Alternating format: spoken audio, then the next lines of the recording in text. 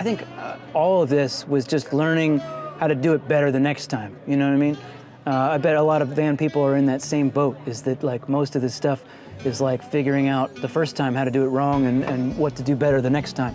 This is Patrick with New Jersey's Outdoor Adventures YouTube channel here in Brooklyn, New York at Brooklyn Camper Vans for their block party. And I met up with Ed. Ed has a really cool custom DIY Chevy cargo van that he converted into a full-time dwelling. So join us for the tour. Hi, my name's Ed. I'm a full-time van lifer. I'm a stone carver and a Western suit maker. And I want to give you a tour of the van that I live and travel in. This is my best friend and travel companion, Poncho. He follows me everywhere. I came out here from Olympia, Washington for a job. I built the van so that I could live here in New York while I work. And I had the opportunity to come out here for stone carving, which is what I do professionally. So I'm working with a professional cathedral carver here in New York and living in the van in the South Bronx. The van's a simple build. I really just needed a box to sleep in so I could get out here as quick as possible and get to work. So I built a platform bed here with a lot of storage beneath the legs of it there, stealth all the way. You know, I want to be as inconspicuous as possible. I know that's hard to believe given how I'm dressed, but yeah, I want the van to be a blend right in the city. So on the outside, it looks like your typical white work van, nothing special. Maybe the ceiling vent is the only thing that kind of gives it away that someone's living inside here. So lots of storage underneath the bed. Usually that's all full, but right now I got some sculpture on display in it, some stuff that I've been working on lately.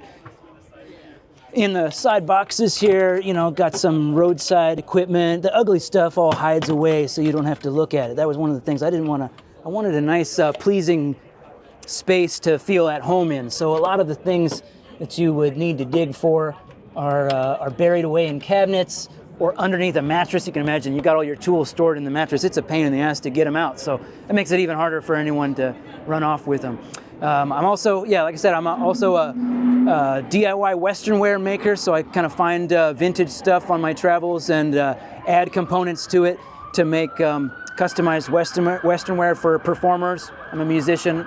Have a lot of connections in the music world, so yeah, I focus on making what I'm passionate about, and that's sculpture and Western wear and music. Yeah, let's walk around and take a look at the inside. Yes, it's beautiful. I like how it's so. Howdy, folks. Hi. We're just gonna give a real quick tour of it. Come, Harry, come on out. Yeah, thanks for checking it out. Yeah. See, Patrick's doing it here. Right on. So right here in the front, you know, pretty common. You got the sink unit here with all your change out stuff, water and drainage there. Come on in. So like I said, it's the simplest stealth build possible. There's no heat, there's no electricity. About as fancy as it gets is having a sink unit here with a lot of storage and the bed, the little fold-out kitchen area here, table, spinning front seat, a little bit of extra storage in the console area there, linoleum floor and a foot mat there, little hidden toilet compartment. But really, that was useless. I thought about a curtain there to separate the space, but all it is a head bumping device, so it's probably got to go. You know, 2 containers of water here with the quick change out valves so you don't spill anything as you change it out there. Like I said, just a 5-gallon bucket system for gray water and a foot pedal there to pump the sink. You know what I mean?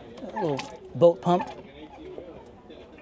And it just connected the water, so it takes a lot of, that's the drawback of this sink, is that it just takes a lot of foot pumps sometimes to prime it.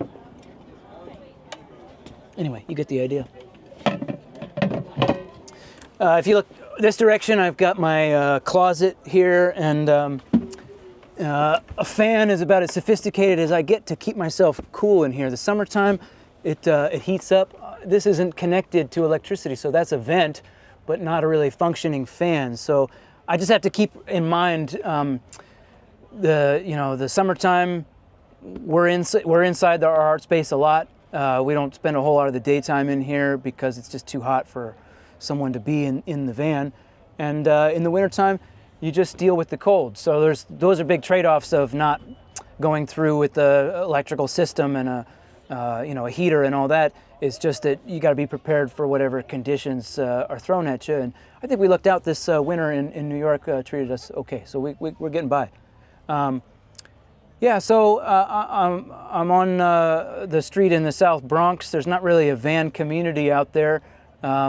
It's a very industrial neighborhood, and really this building this was just an opportunity to get there and be able to work in a field like stone carving. Is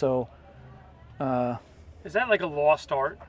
Oh, sure. Carving, it's like hard to find people for that. That's why you had to travel all the way across country. Yeah, people say stone carving is a lost art, but I mean, the mission, I suppose, of anybody doing it is to prevent that. So I feel like a big part of what we do a lot of teaching young high school kids how to carve, is with that mission as its driving force. Is that it's a very traditional art form that's very gratifying, and a lot of people don't have exposure to it. But to keep it going in whatever way we can is the biggest gratification of doing it. Obviously, it's something I enjoy doing, but like the opportunity to teach brings you into it sort of as a career instead of as a hobby, because there's here in New York there's a demand for it, for hands-on traditional arts like that. So we teach a program out on Governor's Island, and we'll be there all summer with a group of high school kids doing stone carving. So that's like the biggest gratifying part of it. The sculpture I enjoy a lot as well, but to get to work with kids doing this is kind of the reason I came out here.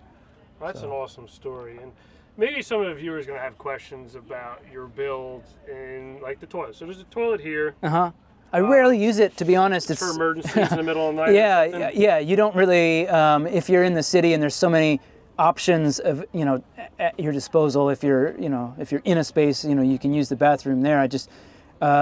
It's in an emergency, it's there, but I don't use it if I don't have to. And the stealth is so you could blend in and park anywhere, or is it just so your van's not targeted for like theft? Well, because I didn't really know what it was going to be like moving out here. I figured if someone's traveling with tools, a dog, and living out their van in New York, that I didn't really know what to expect of how much I'd stand out. As it turns out, my neighborhood's great for it. Parking's really easy. No one hassles you. So I've discovered that a lot of it that kind of stresses you out in the beginning or worries you about what it may be like is unnecessary, and you just jump into it and find out that it all works out. So the stealth was like a mission before I left to like build it that way. That hasn't really, I think you could build it in the complete opposite direction and still be just fine. In every scenario that I've found myself in, you'd be fine just with one of these really awesome builds that grabs a lot of attention. And I noticed the driver's seat swivels, so you have a little workstation here. Oh, for sure, yeah. If you're going to make a real livable home out of it, you don't want to face the steering wheel. Even for just sitting down to eat dinner or read a book or something, you want to feel like you've converted from a vehicle to a home. So it had to spin. And your time to build this and budget, you want to share any of that with the viewers? I spent maybe about 9 months building it. I was working as a carpenter in a theater, so I had a optimal space to work out of. I had about a 9-month window to build it. I had been offered the job here in New York, so I had to get here kind of as soon as possible. And so I built that. With that in mind, I had to build this on a quick time frame. So that's probably not as quick as some people who do this 10 times over or have a business doing it, but just piecing it together after work, basically a few hours each day. That's about what time it took, was 9 months. And without a battery system and air conditioning, right, heat, the budget. A lot of the most sophisticated things aren't in here. So flooring took a while. Beyond that, everything just kind of flew together. And if you're not doing wiring or all that kind of stuff, you'll save a lot of time. Well, this is really cool. My viewers are going to love this because not everybody is into building a $100,000, $200,000 van. Yeah. But they need a van for the lifestyle. Right? Lifestyle changes. You need to travel. You got a new job. Yeah. Rent is crazy expensive here in New York, and I guess that was part of having the van built is because Oh yeah. to live out here, Not to just- afford to live is. Yeah, not just in New York too, but I mean in your life, you're like looking at what you're going to do, where you're going to go 5 years, 10 years down the road, and like price of buying a home or something like that. I mean, I think that the reasons van life has like become so crazy popular are apparent to all of us who are out here. Like it's just it's hard to see the viability of any other options that are out there. So yeah, so the van was like the answer for me. Long before New York was an opportunity for me, it was just like I knew that for my future, van was the answer. Living cheap and having the option to travel is like what I needed, what I wanted out of my lifestyle. So Awesome. If it's okay, I'll put links in the description so our viewers could follow your journeys and Oh, yeah. the work that you do.